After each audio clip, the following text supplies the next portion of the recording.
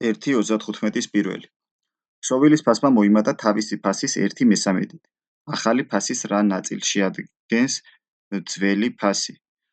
რახან 1/13 მოიმატა, თავდაპირველად ისეთი რიცხვით აღვნიშნოთ, რომელიც იყოფა 3-ზე. მაგალითად, იყო 3x. გახდა 3x უნდა გავზარდოთ 3x-ის 1/13. ანუ 3x დავუმატოთ 3x გამრავლებული 1/13-ზე. 3x + x არის 4x.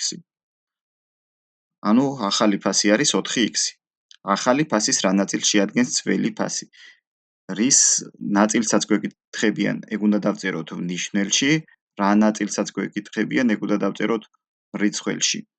ანუ 3x შეფარდებული 4x-თან, x-ები შეიკვეცება და მივიღებთ 3/4-ს.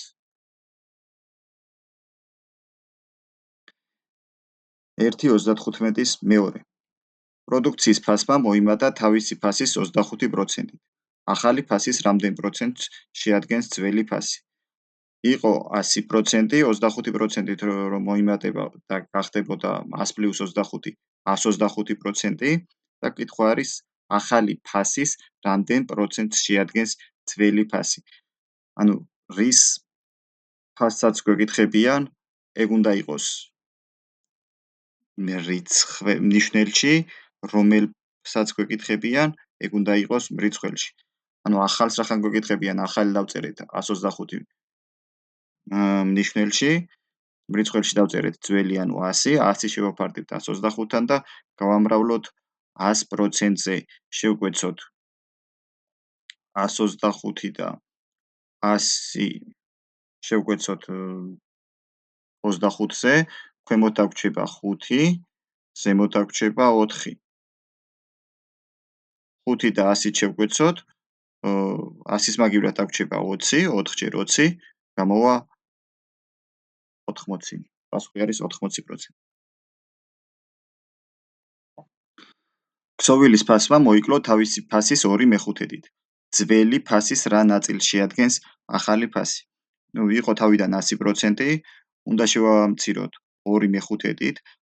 100-ის 2/5 არის 40, 100 რო გამოვაკლოთ 40 არის 60%. ანუ იყო 100%, გახდა 60%. ძველი ფასის რა ნაწილს შეადგენს ახალი ფასი? ძველი ფასი უნდა დავწეროთ ნიშნელში, ახალი ფასი უნდა დავწეროთ რიცხველში. შევკვეცოთ 20-ზე და მივიღებთ 3/5-ს.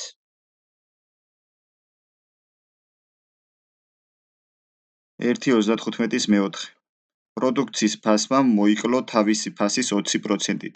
ახალი ფასის რამდენ პროცენტს შეადგენს ძველი ფასი? იყო 100%, რადგან 20%-ით მოიკლო, 100 გამოკლებული 20 არის 80%, ანუ გახდა 80%. ახალი ფასის რამდენ პროცენტს შეადგენს ძველი ფასი? რადგან ახალი ფასისაც გვეკითხებიან, ახალი ფასი უნდა დავწეროთ ნიშნელში, ძველი ფასი უნდა დავწეროთ რიცხველში, 100 შეფარდებული 80-თან და გავამრავლოთ 100%-ზე. შევკვეცოთ, მივიღებთ 5 × 25 და 5 × 25 არის 125%.